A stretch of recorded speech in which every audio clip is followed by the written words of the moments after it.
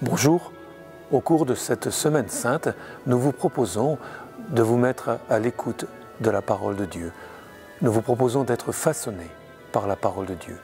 Et pour cela, nous vous proposerons chaque jour un évangile qui sera éclairé par une hymne et ensuite par un frère jésuite qui vous donnera un commentaire et des points pour méditer.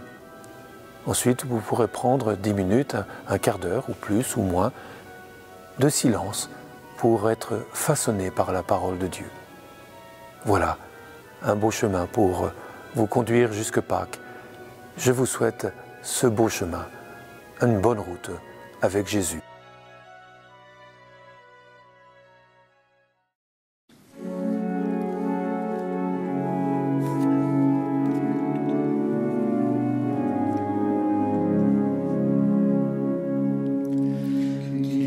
Est Dieu pour nous aimer ainsi, Fils de la terre?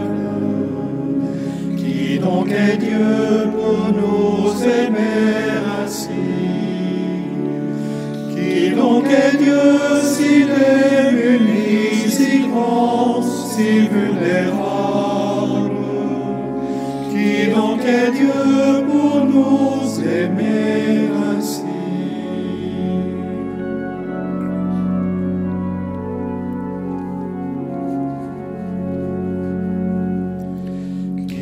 Qu'est Dieu pour se lier d'amour à part égale?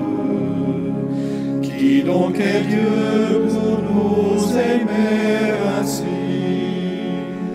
Qui donc est Dieu s'il faut pour le trouver un cœur de pauvre? Qui donc est Dieu pour nous aimer ainsi?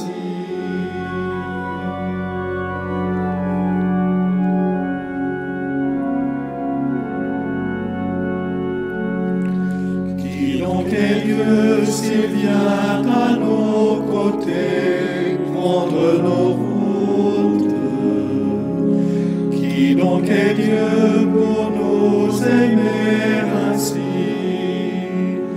Qui donc est Dieu qui vient sans perdre cœur à notre table? Qui donc est Dieu pour nous aimer ainsi?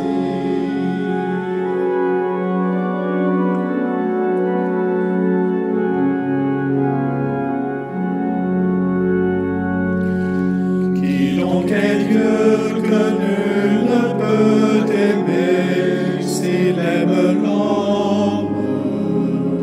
Qui donc est Dieu pour nous aimer ainsi? Qui donc est Dieu qu'on peut si fort blesser en blessant l'homme? Qui donc est Dieu pour nous aimer ainsi?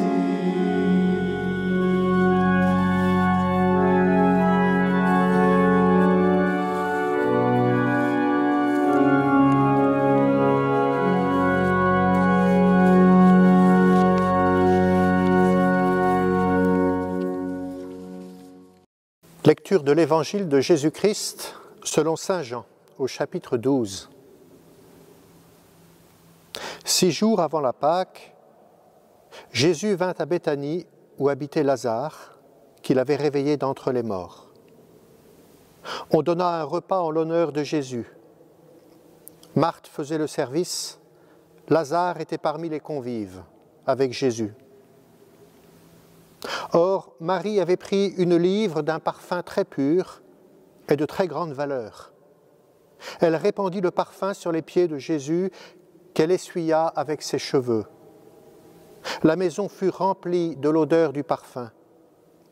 Judas Iscariote, l'un de ses disciples, celui qui allait le livrer, dit alors « Pourquoi n'a-t-on pas vendu ce parfum pour 300 pièces d'argent que l'on aurait donné à des pauvres ?»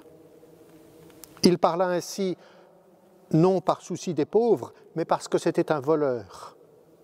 Comme il tenait la bourse commune, il prenait ce que l'on y mettait. Jésus lui dit Laisse-la observer cet usage en vue du jour de mon ensevelissement. Des pauvres, vous en aurez toujours avec vous, mais moi, vous ne m'aurez pas toujours. » Or, une grande foule de Juifs apprit que Jésus était là, et ils arrivèrent non seulement à cause de Jésus, mais aussi pour voir ce Lazare qu'il avait réveillé d'entre les morts. Les grands prêtres décidèrent alors de tuer aussi Lazare, parce que beaucoup de Juifs, à cause de lui, s'en allaient et croyaient en Jésus.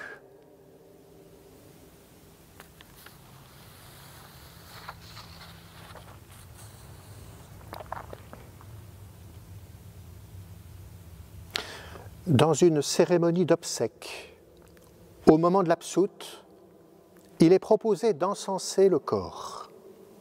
Qu'est-ce que cela signifie? Sinon une dernière célébration du corps qui se retire. Ton corps, tous les sourires de ton existence, les paroles échangées, les caresses reçues ou données, les soins prodigués, le travail de tes mains, que tout cela soit encensé, emporté vers Dieu dans la beauté d'un parfum. Admirons cela, que notre humanité, depuis la nuit des temps, attache un tel prix au parfum, et en particulier pour embellir et fleurir la chair, pour célébrer quelqu'un dans son corps. Rare par définition, précieux concentré de la beauté évanescente de la nature, le parfum donne du plaisir dans l'instant même où il disparaît. Rien de tel au fond, pour nous rappeler la prodigalité de la vie, la gratuité de tout ce qui est beau. Rien de tel encore pour signifier la dignité de notre corps de chair. On nous rapporte que Marie, ce jour-là, a répandu sur les pieds de Jésus l'équivalent d'une somme considérable, peut-être 10 mois de salaire. Judas peut crier au gaspillage pour insulte à l'égard des pauvres. En un sens, c'est vrai, et la moindre goutte de parfum serait déjà de trop, tant que des pauvres n'ont rien à manger. Or, la longue sagesse humaine nous dit que la beauté est toujours bienvenue, pourvu que son coût soit proportionné. Et Jésus confirme, la prodigalité de Marie est proportionnée. Le corps qu'elle honore vaut bien ce prix. Aurait-elle deviné, Marie, que Jésus est le plus pauvre d'entre les pauvres, celui qui, de riche qu'il était, s'est fait pauvre pour nous enrichir de sa pauvreté? Aurait-elle perçu que les gestes, les mots de Jésus, tous les traits de son visage expriment de façon immédiate le visage de Dieu? Aurait-elle deviné, Marie? Non, bien sûr, elle ne sait pas encore que Dieu lui-même s'apprête à honorer le corps de Jésus d'un don inouï, avec une prodigalité infinie, en le faisant passer de la mort à la vie. Ce corps de chair va mourir, mais ce sera pour renaître à une beauté nouvelle, pour vivre de vie éternelle, et avec lui toute chair. Le corps de chacun d'entre nous en est exalté. La générosité de Marie n'est donc pas trop grande. L'Église ne se dépensera jamais assez en prière et en énergie pour honorer le corps du Christ et pour donner soin et respect à tout homme. Des pauvres, vous en aurez toujours avec vous. Autrement dit, la tâche commence et elle durera jusqu'au dernier jour.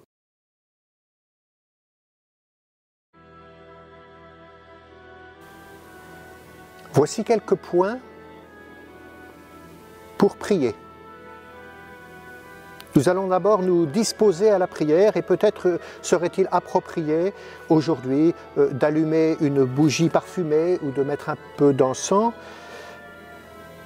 Surtout, je me mets en présence de Dieu et je lui adresse une demande de grâce. Par exemple, Seigneur, aide-moi à vivre avec cœur la semaine sainte qui commence. Je vais ensuite prier point par point, sans hésiter à m'arrêter là où j'aurai davantage de goût. Et je pourrai revenir m'attarder sur ce qui m'aurait retenu davantage. Premier point. Elle répandit le parfum sur les pieds de Jésus. Contemplons ce geste d'onction et d'infini respect.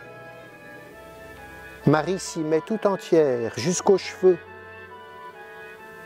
Regardez, écoutez, sentir le parfum qui remplit toute la maison. Et puis me joindre au geste de Marie. Comme elle, j'ose une rencontre intime, cœur à cœur avec Jésus. Que vais-je lui dire, prosterné à ses pieds?